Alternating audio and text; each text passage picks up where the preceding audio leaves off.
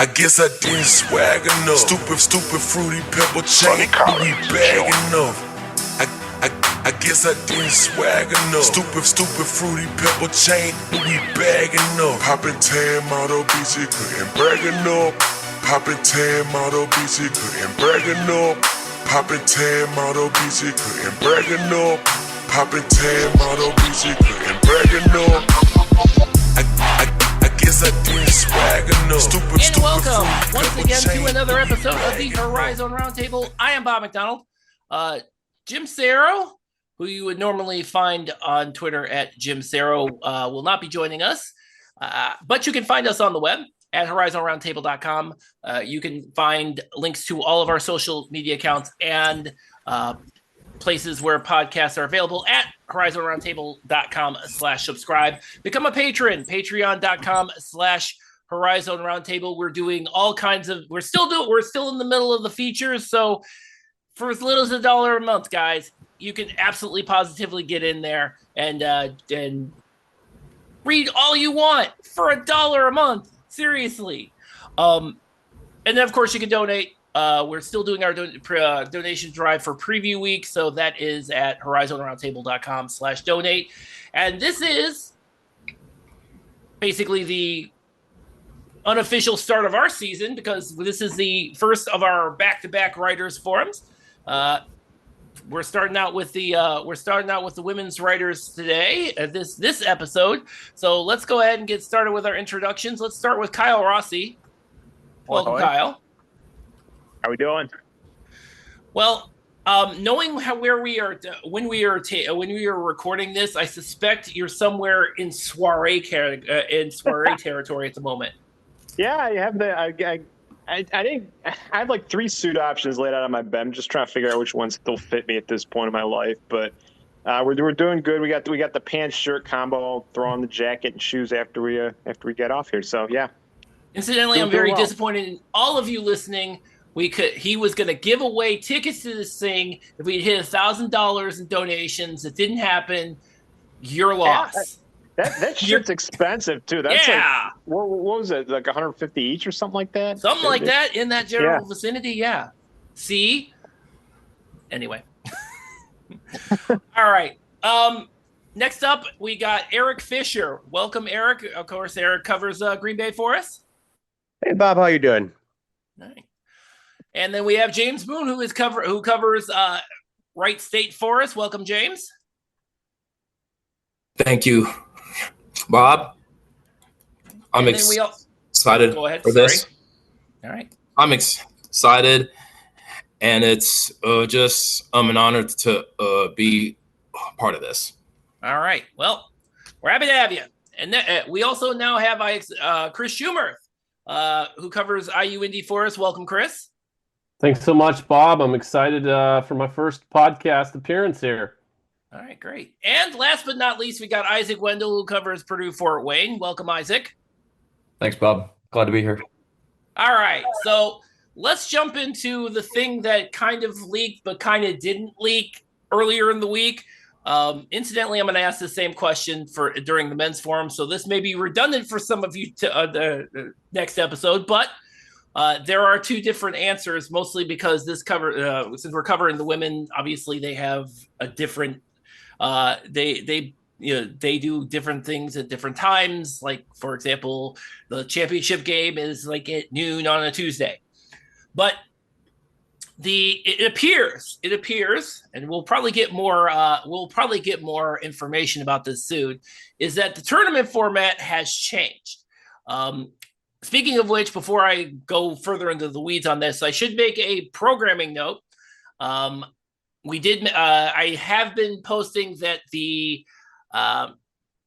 that our live preseason show is going to be on our YouTube channel on August 28th. It is not. We're bumping in a week to September 4th. So Thursday, September 4th, from 7 p.m. to 9 p.m. Eastern. We will be going live on our YouTube channel. I can already confirm that Milwaukee coach Bart Lundy's going to be there. New IU Indy coach Ben Howlett's going to be in the building. And then, of course, we also have Kelly Ford, from the HoriZone League, who could probably shed some more light on this updated tournament that we're going to talk about here in a minute. Also can also shed some light on how they put together the schedule. And for the second year in a row, we're going to have John Templon. John Templon does the HoriZone League preview for the Blue Ribbon Yearbook. So he is going to be back for another year. So now that I've gotten all of that in the way, let's talk about this format. So apparently what is happening is there are not one, but two play-in games. One before the first round of what's considered the first round of the tournament, where the 10 and 11 seeds are apparently going to play on the Monday after the regular season. For I believe March 2nd, I believe is when this is going to happen. Then on the Wednesday, which is March 4th of 26, all 10 remaining teams are going to play with 1 through 5 hosting a home game, and then the 1 seed playing the winner of the 10-11. Once that happens, it appears that the HoriZone League has added an extra game at Corteva Coliseum on the Sunday. We're classifying it the second round, where the 2 lowest seeds, or as they call it, the 2 worst seeds that are left over, will play for a chance to play on Monday night, or in the case of the women, Monday afternoon. Did everybody get that? Because I had to. I feel like I'm explaining it wrong, or I'm just not getting it, or maybe that is exactly what is happening. Is that there's a first play-in game, and then there's a second play-in game in Indy, in order for those 2 worst, the 4th and 5th worst seeds to play the top, whoever the top seed happens to be left in Indy. Yeah, I kind of think it's like a super semifinal is how I would classify that as. A super semifinal. Ooh, can we pitch that and trademark that?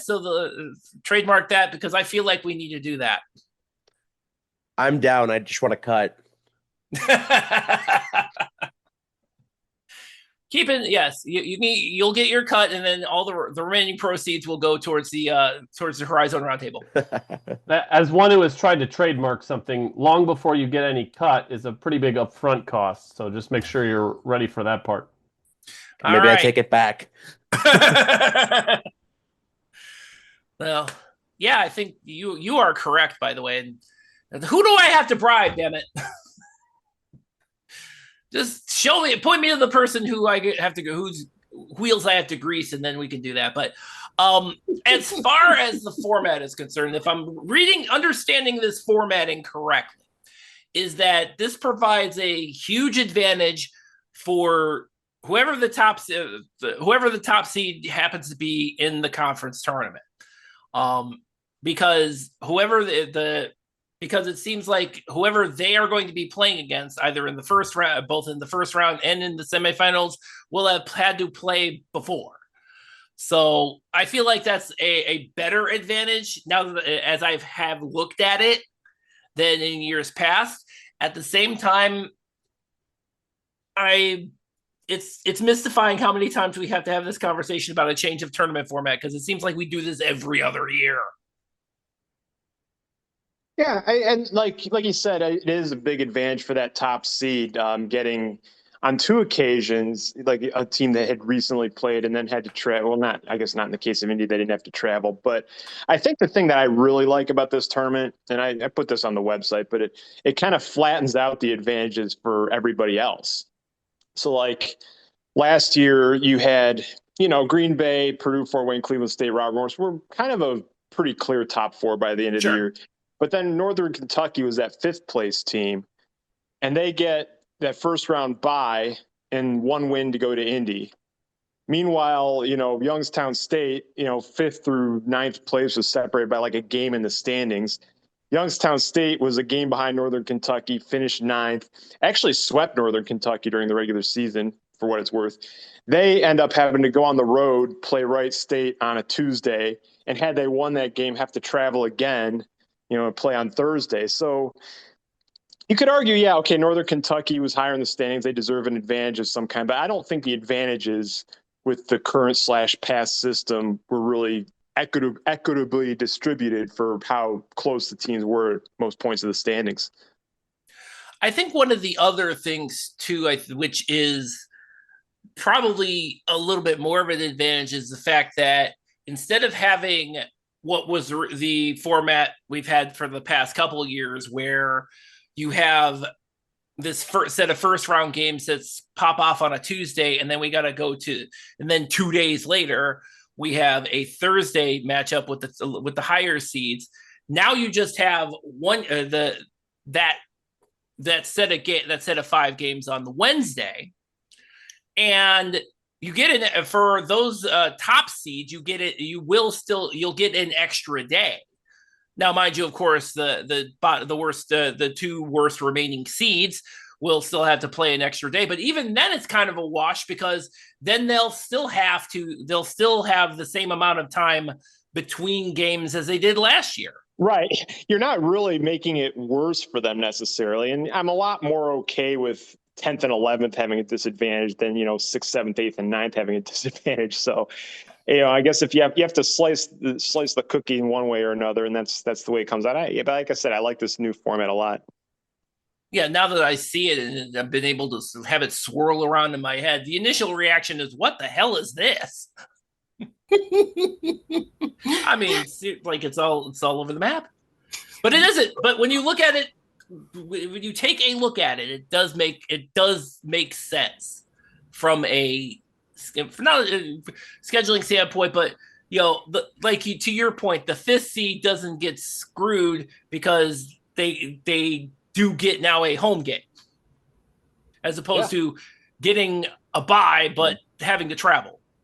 That 5th seed is always such a weird spot in the old format, because it's kind of an advantage that you get that bye, but you have to go on the road and play somebody else who also got a bye. So it's it's a weird spot to be in for sure. So now you don't have to worry about that anymore. So. Yeah, the only real disadvantage for one of the top seeds really is the 1 seed not knowing who they're playing until a day before that semifinal game. Yeah, I don't know if you've looked at the bottom of the standings the last couple of years. I don't think they're going to worry about it too much.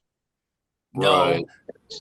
And let's talk about who's potentially going to be that top seed there, Eric, because it seems to be like Green Bay has been committing a lot of Horizon on Horizon crime and made themselves a lot better, even though a bunch of people graduated.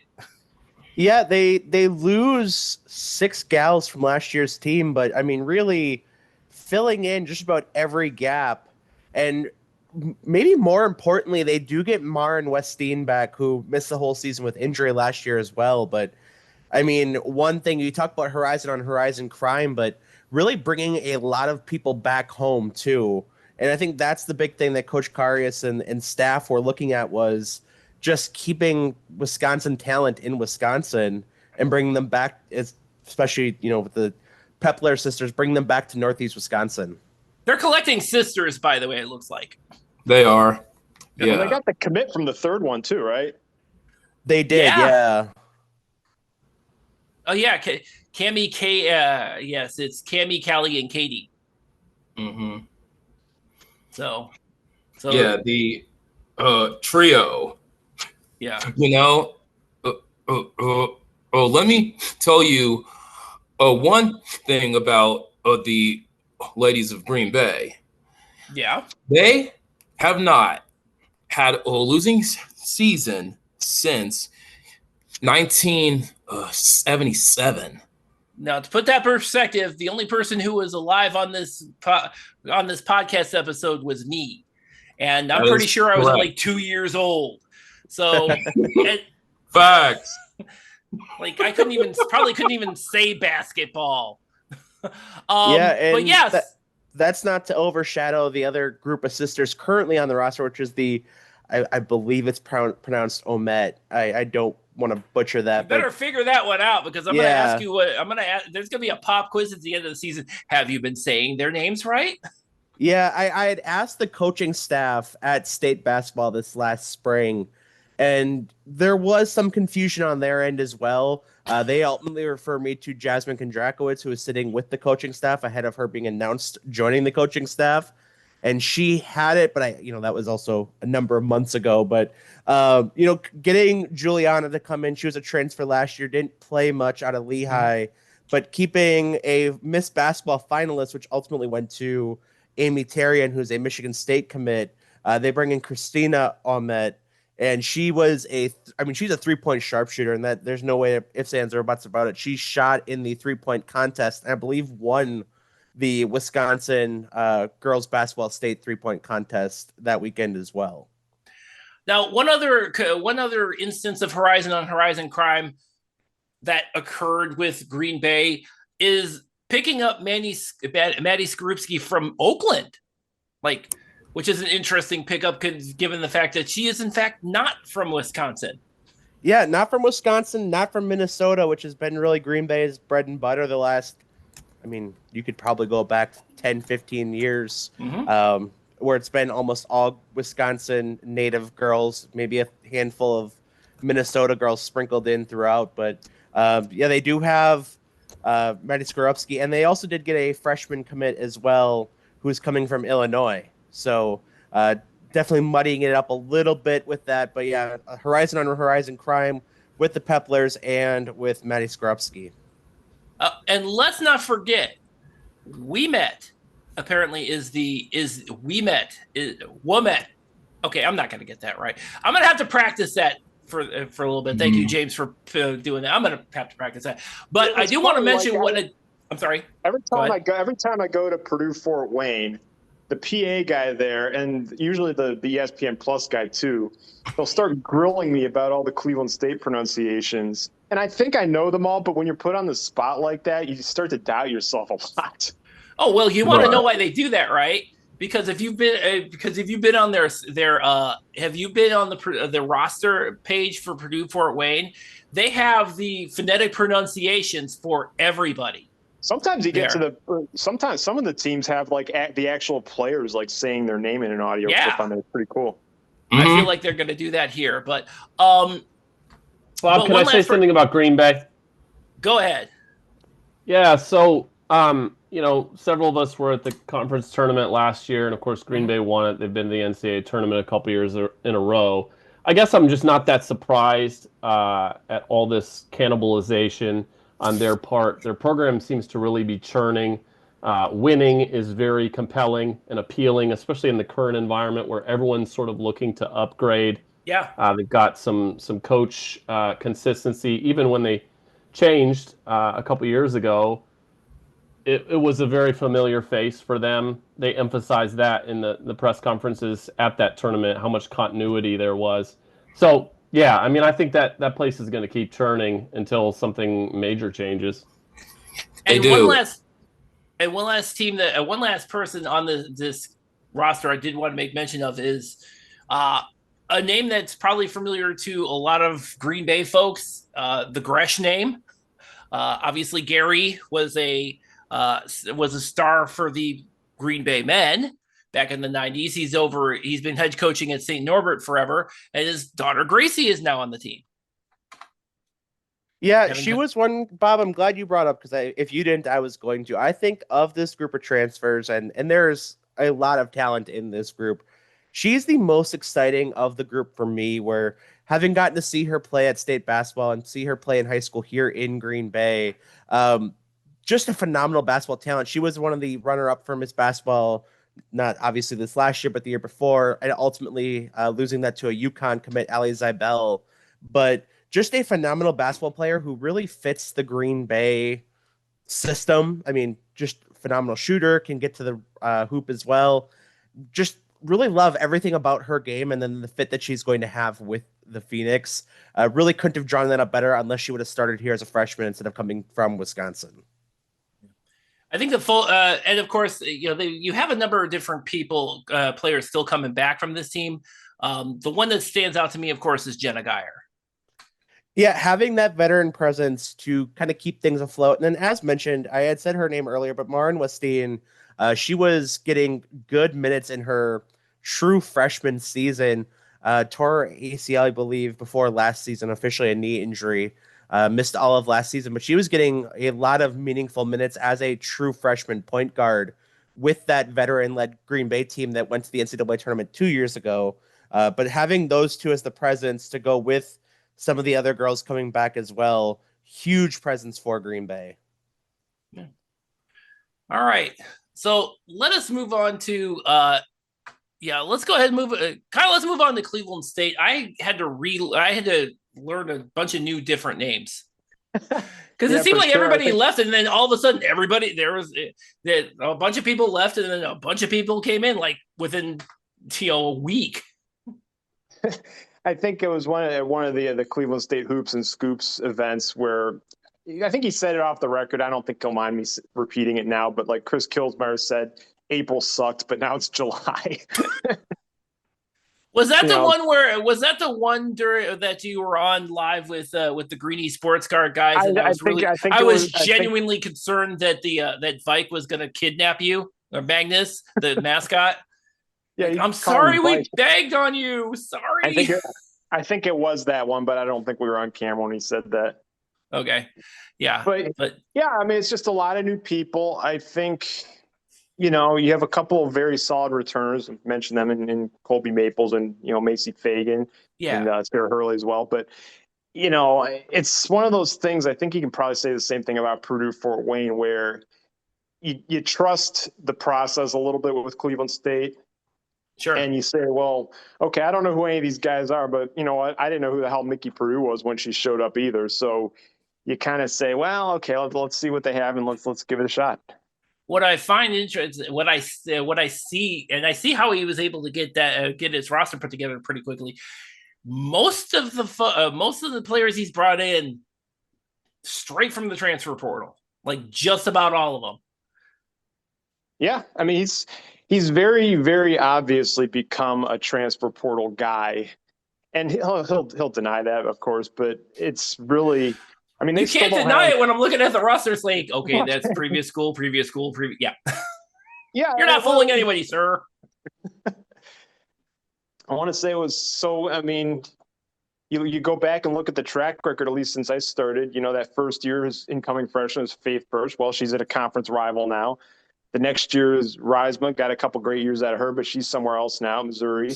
The next year, the only incoming freshman is Paulina Hernandez. She's also at Youngstown State now.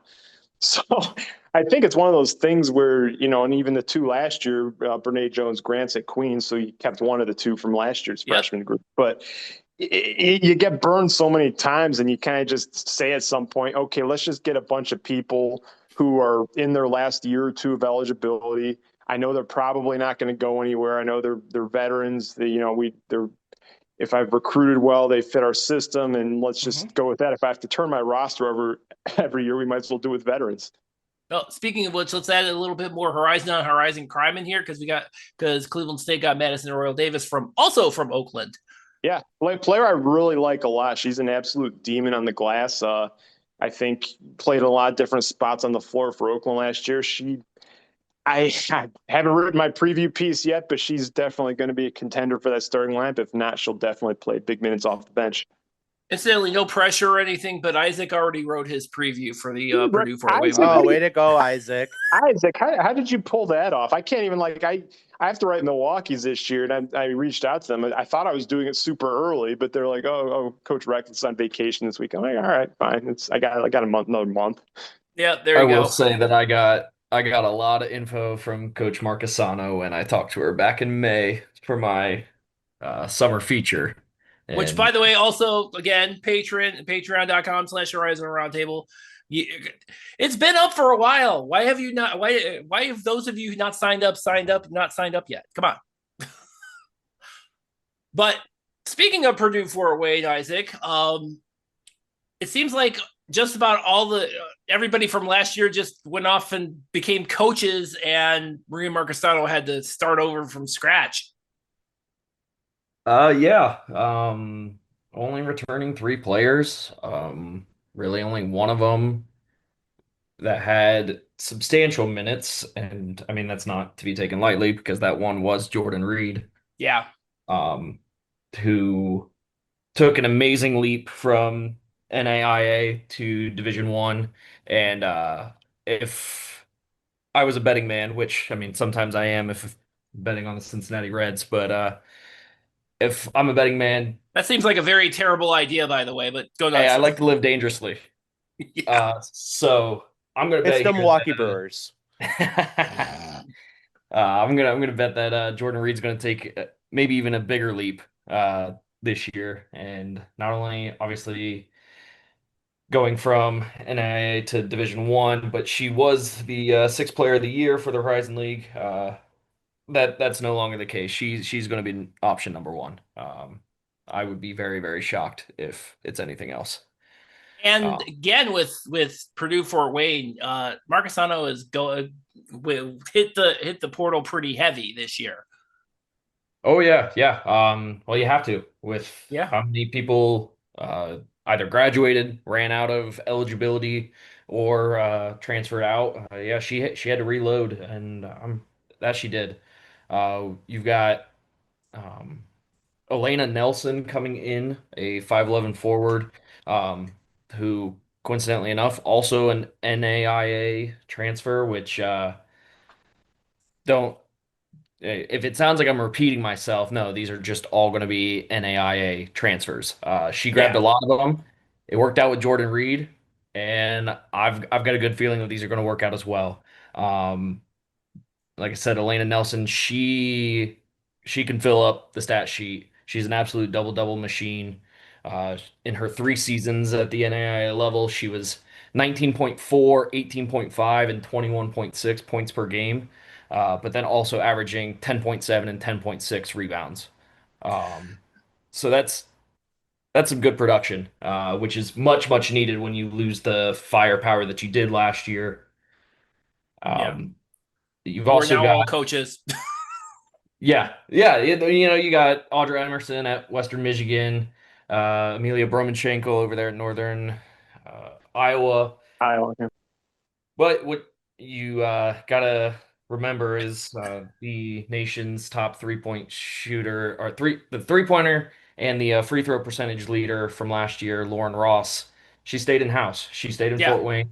Mark Asano was able to keep her on board. I bet Mark Asano wishes she could keep her as a player, and not a coach. But I think this is. What are you gonna do, man? I know. I bet, but this is probably the best option here. And maybe some of these players can learn by osmosis, have some Well, they're shooting gonna challenges. That's a big word for this podcast. osmosis. I'm glad. It's funny you mentioned Audra Emerson, who went to Western Michigan to join the staff of Kate Actor, who left Detroit Mercy. You see, Western Michigan just put out there. I think the max schedule just came out the other day. I'm already circling. They have a trip to Kent State. If I can't make it to that one, maybe a couple. I love Kid Actor and Audra, both of them. Yeah, but which means Detroit Mercy had a new coach. Not a new coach because they just hired from within Kiefer Laffey. And one of the things I found very impressive is that he kept most of Kate Actor's roster from a year before, which is pretty impressive that you're able to do that. And that group was pretty good last year. Not only that, it appears that, Aaliyah McQueen, her sister, is now coming in as a freshman. So yeah, they did pretty good. Not only did they do, and they also committed some Horizon on Horizon crime twice over against Northern Kentucky. So, but I'm going to be very interested in seeing how this group is going to transition from K Doctor to Kiefer Laffey, who was obviously on the staff last year.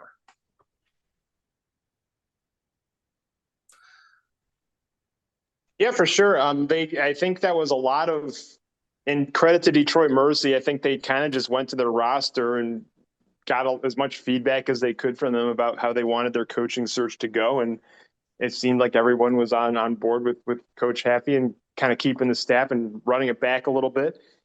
A lot of you mentioned Aaliyah McQueen, phenomenal player. She'll be back, and they have a couple of good incoming players. I think they're a tough team to place right now because they didn't.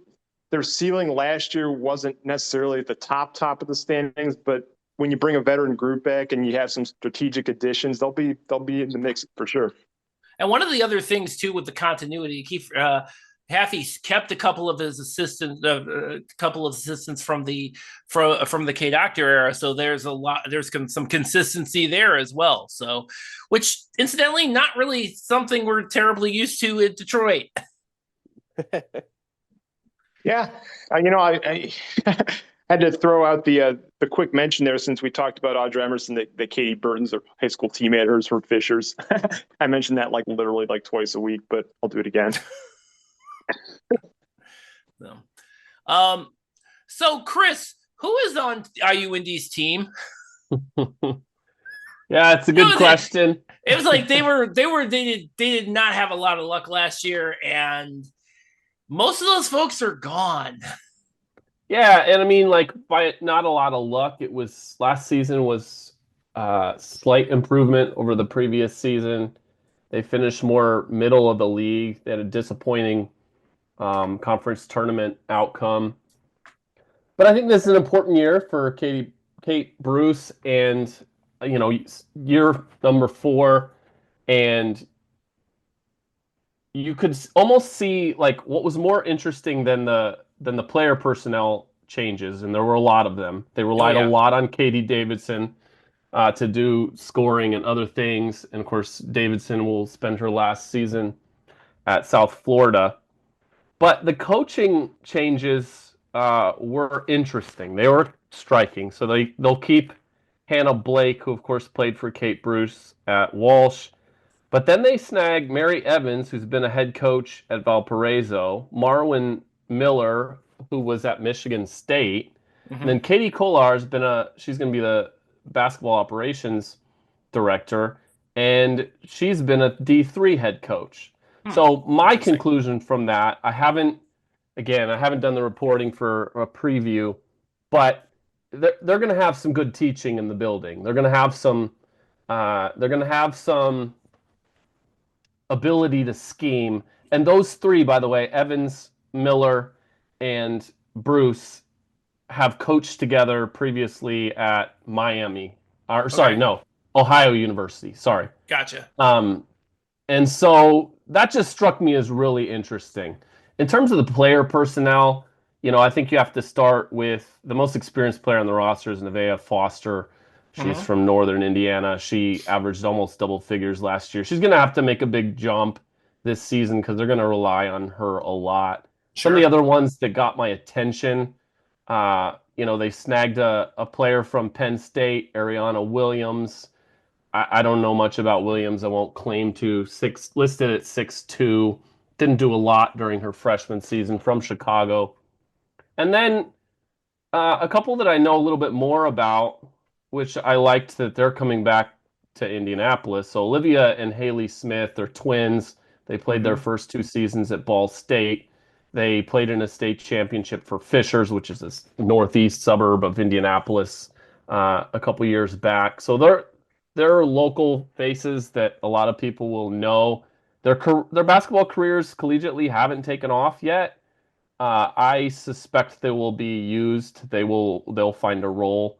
But yeah, my questions about personnel and who's going to be on the floor and where's the scoring going to come from. I have many of those same questions, and I look forward to learning more about this team and talking to Coach Bruce, hopefully in the preseason, and getting some of her feel for it. They put some ball players out there in Fischer's, don't they? That's that place Fischer's has become. we've mentioned in the last couple minutes here. Yeah, that's true. That place has become a basketball factory for sure. All right, so James, I got to ask about Wright State. They've got a couple of players coming back, but last year didn't really go as well as they probably wanted it to from a wins and losses standpoint. Where exactly do you see? Where are they going to go from last year? The name that kind of pops out to me is Riley Sageser. I'm sure I mutilated that name. Sorry about that. That's okay. But as for everybody else, what are we looking at for as far as Wright State is concerned? Well, Riley Sagaster. That's how you say it. Good, because I totally mutilated it. Sorry. It's okay. A lot of folks do that.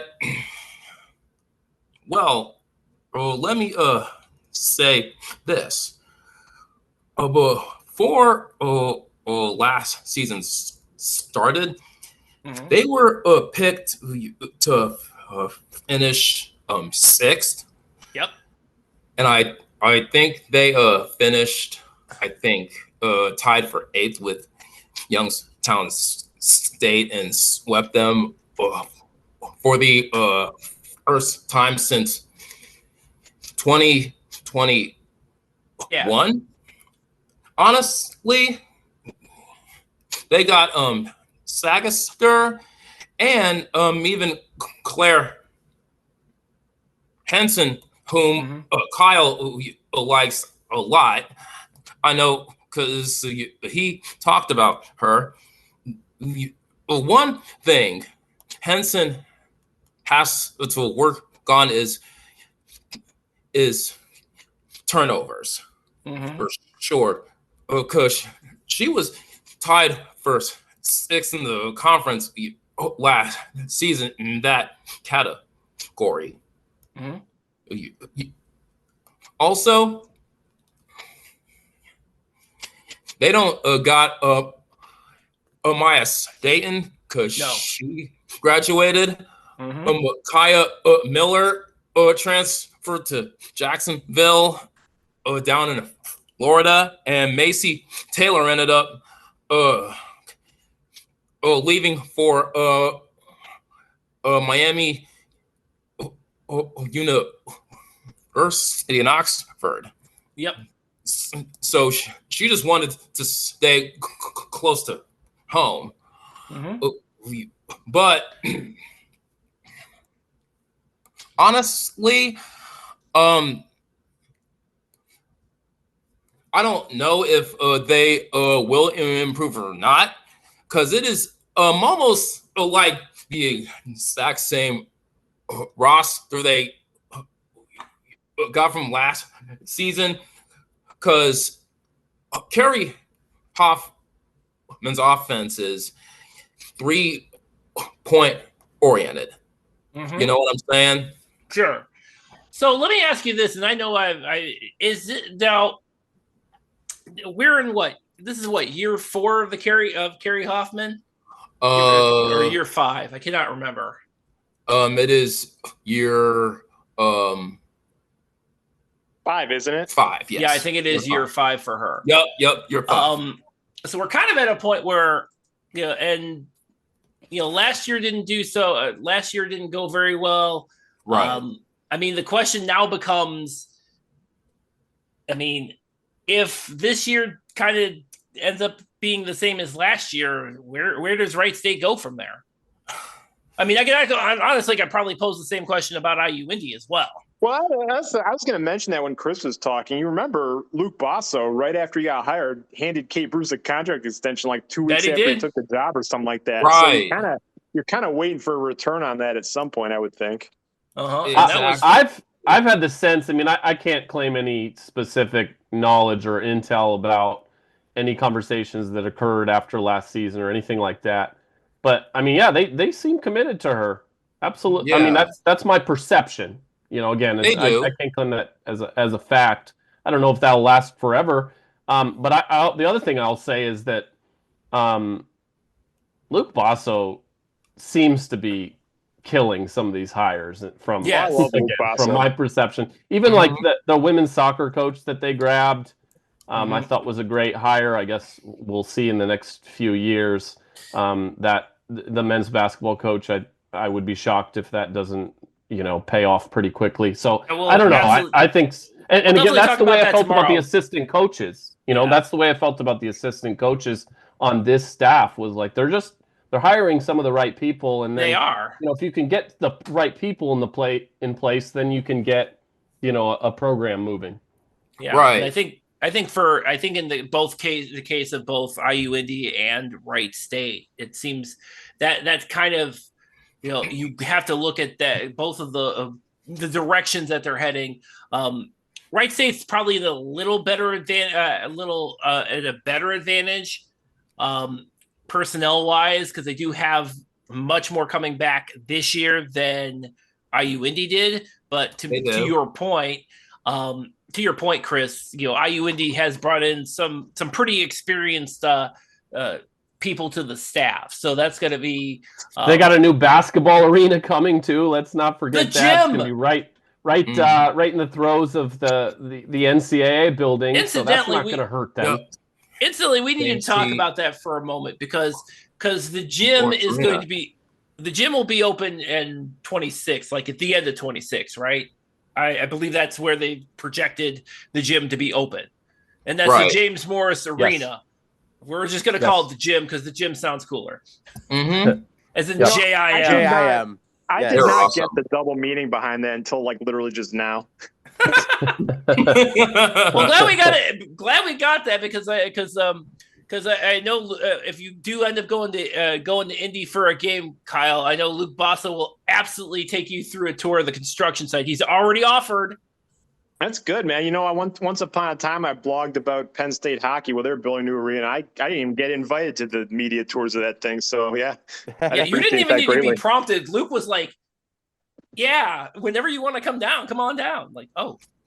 But, that's a lot, Kyle. Yeah. I'm happy for you. But, Chris,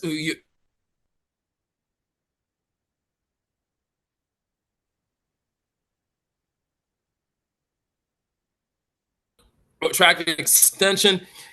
That is what Bob Grant did with Kerry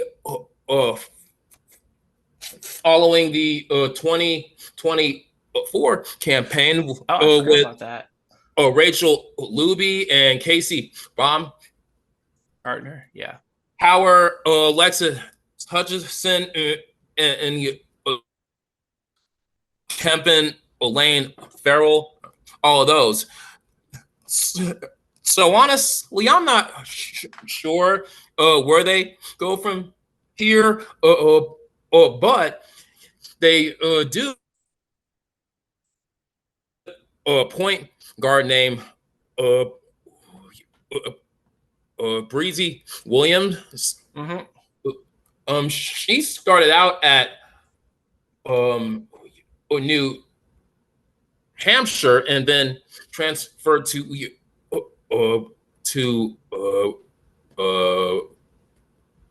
Bryant. Yeah.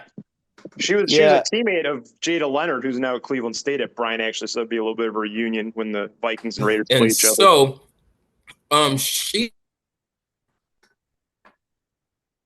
more of an offensive game, as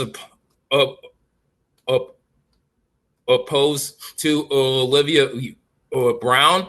Mm-hmm. And so I think Williams is going to be their starting point guard from the jump. Yeah, and there's a name I want to throw out that I'm looking at that Wright State roster that really stands out to me, and just being in Northeast Wisconsin here, where Mackenzie Drought is a transfer from App State. She redshirted last season, but she is the Fox Valley, which is like the Appleton and south of Green Bay area. That was an area that's just been loaded with talent the last handful of years here, where she's almost a 1,400 point scorer in that area, going against the likes of Ali Zybel and the Nina teams and the Hortonville teams, and just some incredible basketball played in that area of this state. So definitely want to give her a shout out as well. I think she could be a big scorer for them coming up this season as well. Facts. Her and Melly Jestro Kennedy too. She's a Wisconsin kid. Don't forget that. Yeah. Also, sorry. Go ahead. You also got to shout out their international and Maya Dillon from Sweden. A second suite, because we didn't talk about the one Grace that's going Oki. to Cleveland State, by the way. Yeah, Yeah, yeah. she forgot came about from that. the same club team as Cleveland State's Yeah. freshmen. But yeah, we just mentioned couple reunions there. There you go. Yup. My Yeah. So, I did want to talk about Northern Kentucky a Syria? little bit. I'm sorry. Oh, you want me to talk about Oki? Oh no, we're all going to collectively talk about Northern Kentucky because they've had some changes instantly. But some there have some people staying. Maya Meredith from last year he is remaining. Kamora Morgan was freshman of the year, right? I'm getting that right, aren't I? Or is I wrong? No, I am completely wrong. Oh, She was yeah. in the mix for sure. Okay. No, Was that one of those where she was our freshman of the year? And no, our freshman of the year was. Yes. Oh crap! You know what? This is you, Kyle. I have no clue. Well, no, we gave our preseason. We gave it to Sarah Baker, who it's been pointed out to me is eligible again this year because she's still technically a freshman. Yeah, she is. That's true. But Sophia Gregory ended up winning both our award and the official award. Yeah. So one of the things that I have seen with this Northern Kentucky squad, there's a couple. Was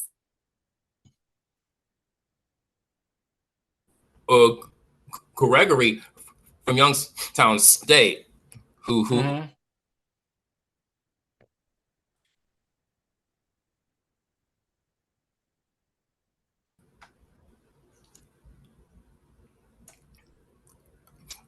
Sophia.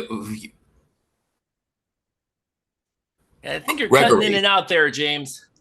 Oh, I'm sorry. It is Sophia Gregory. Yeah. Oh, it's her from Youngstown State. That's it. She's the one. Yup. I can remember her. Oh, yeah, that's her. Yeah.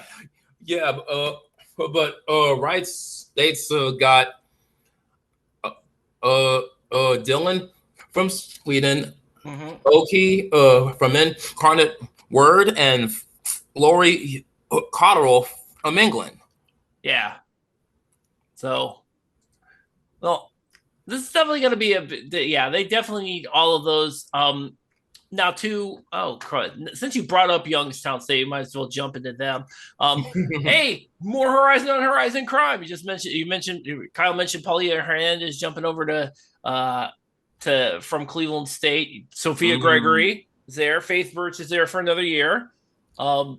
Baker. Oh, and Sarah Baker will actually be able to play this year. So there's that.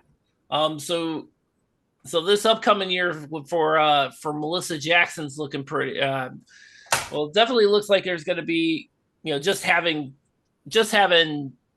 Sarah Baker back is probably going to be a big deal. Oh yeah, because she averaged a little over 7 points and 5 points. 6 boards last season in 9 games before she got hurt. Yeah, true. So I'm going to be, I guess that's going to be the next thing. And then, like I mentioned with Northern Kentucky, they did have, obviously they were the victims of some Horizon on Horizon crime, but they do again bring back Meredith, they bring back Kamora Morgan. Abby Walterman's going to be a big piece for them, as well as Noel Hubert. And funny enough, some of them are on Patreon. Some of because we've got a feature for the incoming freshman Carolyn Eaglin going to be on Patreon. Alex Perez wrote it. Patreon.com/HoriZone Roundtable. They're there. So got a whole bunch of information about her, and also the junior college transfer, Sam Lindhorst. And who else did I just talk about? I don't know. Oh, Karina Bistry. We just had her, and Alex did a story on her and HoriZonRoundtable.com. So Jeff, I think year 2 for Jeff Hands is going to definitely be, because they finished in 5th place. I think year 2, they're probably going to have the jump that I expect, that everybody at Northern Kentucky has been telling us is going to happen. Eventually, it's got to, right? Like, I mean, they've been hovering around that fringe for the last couple of years now. Mm-hmm. It's eventually got to happen. Oh yeah, definitely. And then there's I kind of wanted to throw out there. Sorry, guys. Tasha Rushton. Jeff Hands really flew under the radar. I think we're talking about moving all these chess pieces around through the transfer portal. He went the old-fashioned way with a bunch of JUCOs and freshmen in lower division, but Rushton was a star player at NAIA, and I can never say that right the first time. NAIA for 4 years, and Purdue Four-Way knows a little bit about that. Moved up to D2 last year, didn't lose a step. She's coming up to D1. She's been a superstar everywhere she's been, and there's really no reason to think that she won't continue that in her last year here. Yeah. And as it's been explained to me, Jeff Hands is definitely very good at what he does, and I definitely see more from this team this year. The team that I did not expect. We just talked about. It's funny that we just talked about Kate Bruce and Carrie Hoffman. They're all great coaches who have won a lot of games in their careers. So, you kind of have to balance that. They finished, 8th or 9th in the HoriZone League or whatever. You think they know what they're doing. So you kind of have to, especially the Jeff Hands, that guy lost about 6 games in 12 years or something like that. Something like that. You definitely trust him until you don't, basically. Pretty much. And I think with Bruce, again, the last couple seasons are enough to sort of like, okay, what's going on? What needs to be fixed? But yeah, she won 76% of her games at Walsh. That first season, which I assume is when Bosso gave her the extension, she was 17-13. Now, some of that is left over from the previous regime. So yeah, I mean, I think it's both for IU Indy. Like it's important that they take some steps forward. Yeah, absolutely. Now, Robert Morris is the team that really surprised me last year. Chandler McCabe had a hell of a first year as head coach, and seemed to get me finished 4th in the conference. Got the team to Indy, which is one of they got there, and so did the men. We all know what happened there. And it just seems like she's been building on that from here. This is a really young team too, if you guys have noticed. A lot of freshmen on the team, a lot of sophomores. So I feel like she's kind of trying to build. She's building this team from the ground up. Well, the other thing, I didn't get a chance, but I was going to chirp Eric because nobody loves their local high school players more than Northeast Wisconsin, that's for sure. But Chandler McCabe's giving them a run for their money because she's going hardcore. And this is kind of weird because she's from Orlando, right? Yeah. And I think her furthest job north before Robert Morris was like George Mason, I think. So she's going like hardcore Yinzer on this roster, and it's kind of cool to see. You don't see it there you go anymore. It's worked. It's worked for Green Bay. It has to work other places eventually. Yeah, that's interesting. And I'm going to kind of close out this podcast with that. It's funny. There's kind of a dividing line, if you will, of the players of the teams that really are able to kind of tap the local market, and then there's Cleveland State, where I knew you were going. They just get from everywhere. Literally, they are not geography specific. I think, and that's really, to me, kind of a complicated discussion that goes a lot further than basketball. But in Cleveland State, I think historically they have a lot of kind of work to do in the local market as a university generally. And I think basketball is kind of a a symptom, not the disease necessarily. Yeah, well, probably would be helpful if some other new media outlet besides us covered them. That would be cool too. That'd be very cool. I'd love to go on vacation once in a while. I use all my PTO days doing this. Yeah, well, I don't think that's. I'd like to say that's going to happen someday, Kyle, but have you looked around? It's gonna get worse, which is fine because then we'll get all the traffic.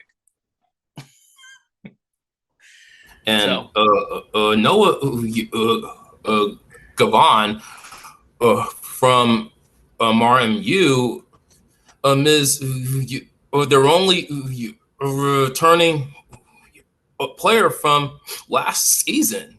Yeah, that's true. The Iona transfer. Mm-hmm. And he is from Israel and averaged 10 points a game last season. Before we wrap up here, I do want to give a quick shout out to Matt, who came on this podcast last year and just berated Oakland women's basketball. I'm going to say, I'm going to go on record saying, I forgot that. Oh my God. I'm going to go on record saying I think the Oakland Golden Grizzlies are going to have a much improved first season.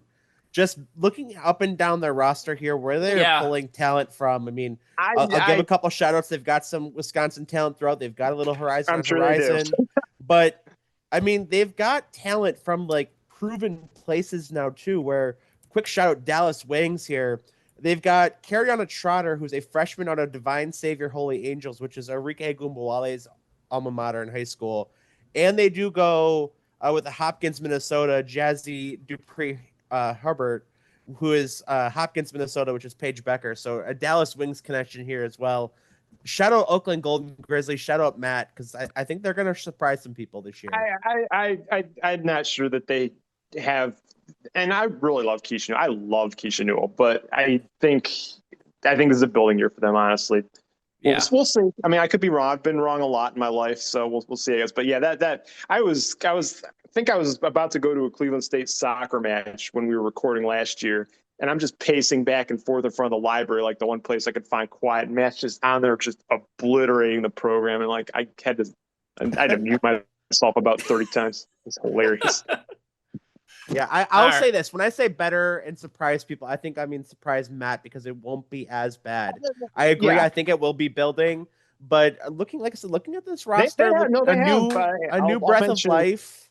I'll mention Angelina Smith, since her sister played at Cleveland State on the 2023 championship team. So, yeah, they have some players, and I love the coach. I love the hire. I think everything's up from here from them. We'll see if it actually happens this year or not.